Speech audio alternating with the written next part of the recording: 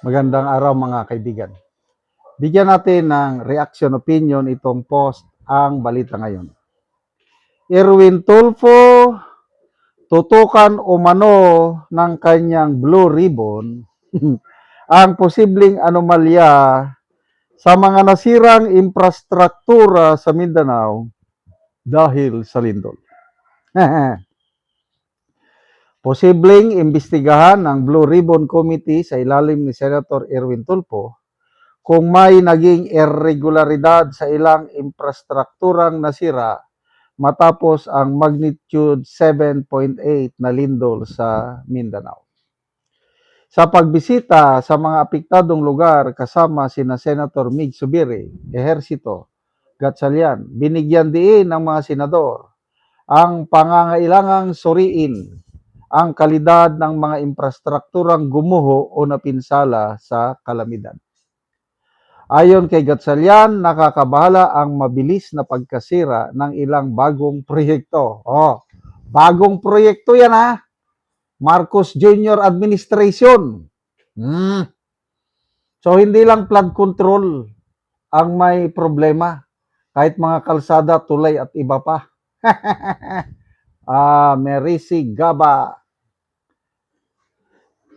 Sabi niya, dahil dito, ayon kay Gatchalian, dito natin makikita na importante talaga yung mga infrastructure natin ay kayang mag-withstand ng malalaking earthquake.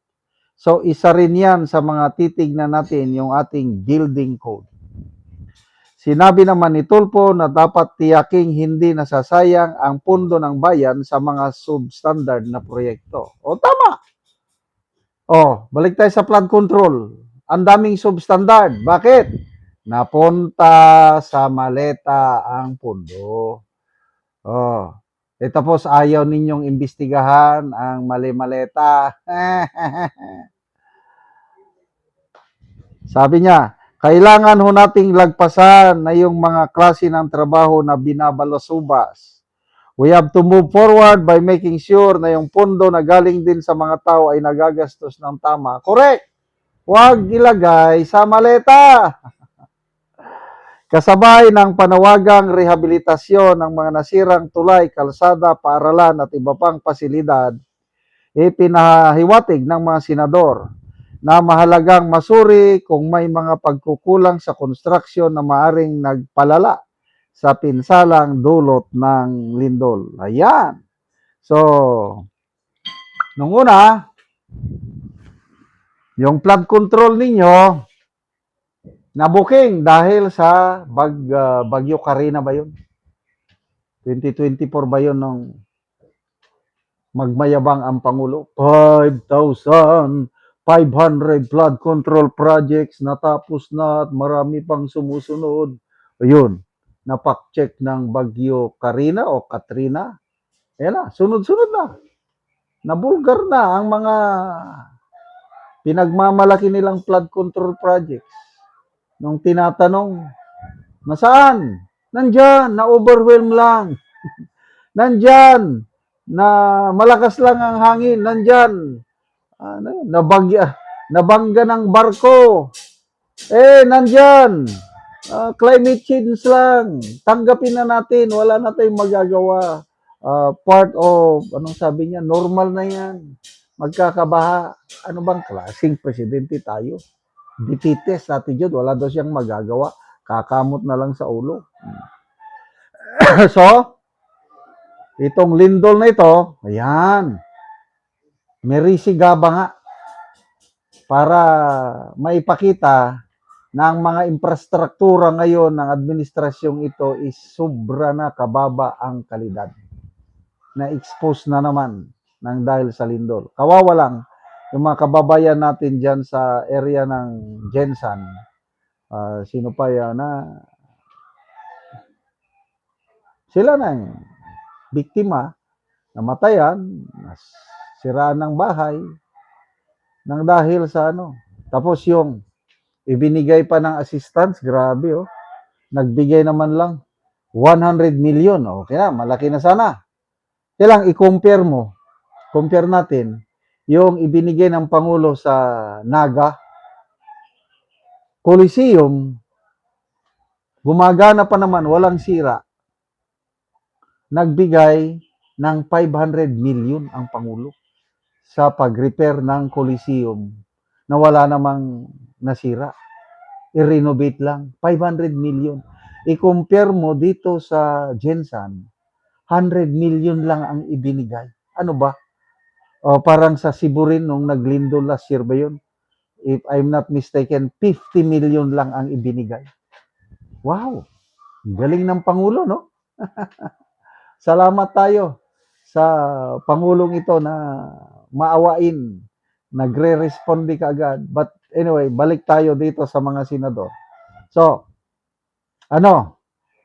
Sige, imbestigahan nyo. Kailang, huwag nyo naman kalimutan ang issue ng maleta. Brave 18 pa lang yan. Kahit tinatawag nyong kargador, so what? Kung kargador sila.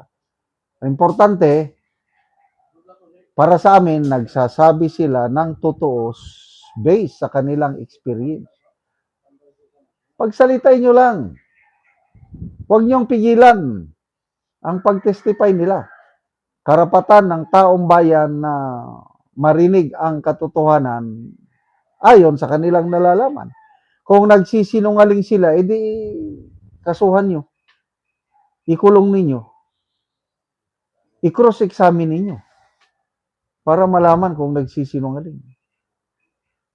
So sana magpatuloy yung sinimulan ng Blue Ribbon Committee ni Marcoleta. I don't know kung matutuloy pa ba. Grabe ang paningkamot kung sa Bisaya. Grabe ang effort ng kabilang panig kampo na matigil ang investigasyon. Kung ano-ano na lang, may security threat sa Senado. Delikado pagpasok ng Brave 18, baka magkagulo. Paano manggugulo yung mga Brave 18 na wala naman silang influence? Mga civilian na yan, tapos manggugulo pa. So good luck sa BRC hearing ng Erwin Tulfo. Imbestigahan ang nasirang infrastruktura sa Mindanao. Well and good. Kaya lang huwag niyong kalimutan ang Malita issue dahil yun ang number one concern ng mamamayang Pilipino. Salamat mga kaibigan sa inyong pagsubaybay sa channel nito. Nakakatulong kayo ng malaki sa tribong Talandig ng Bukidnon dahil ang income natin sa channel nito is pantulong sa tribo. Namimigay tayo ng libreng yero at pako para makapagpatayo sila ng mas maayos na tirahan. Panoorin niyo ang video nito. Ang ipatindog nga balay ni Wernel sa natabangan namo og yero nga taga Sitio Kalapat. So mo na ni ang iyang pag-aatopan karon sa gitabang nga yero. Mo na ni ang yero nga gitabang nga iatop karon.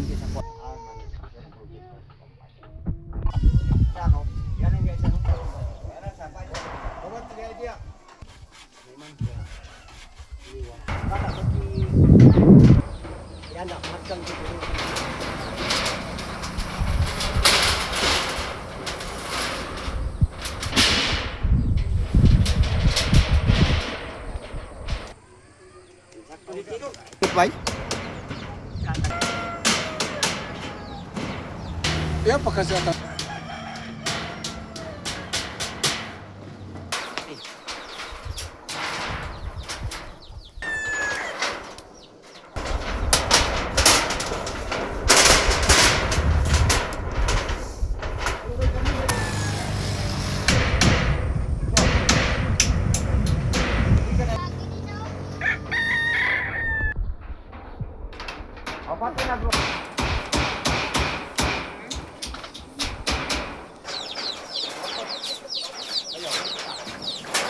O karon managid sa pag-atop ang ginatabang nga yero.